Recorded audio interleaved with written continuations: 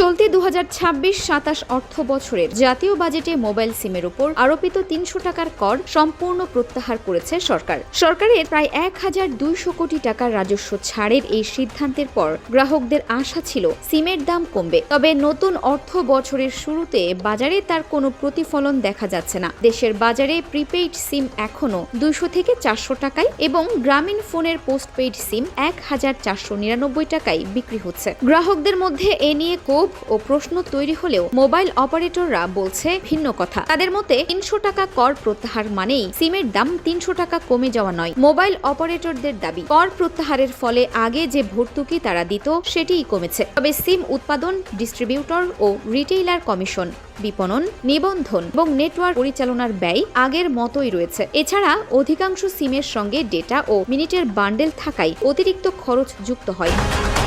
সরকারের আশা ছিল কর কমানোর সুফল ভোক্তারা পাবেন এবং নতুন সংযোগ বাড়বে। তবে এখন পর্যন্ত সেই সুবিধা পুরোপুরি প্রতিফলিত হয়নি। এ বিষয়ে সরকার অপারেটরদের সঙ্গে আলোচনা করছে এবং আগামী কয়েক মাসের মধ্যে সিমের দামে ইতিবাচক পরিবর্তন আসতে পারে বলে সংশ্লিষ্টরা জানিয়েছেন।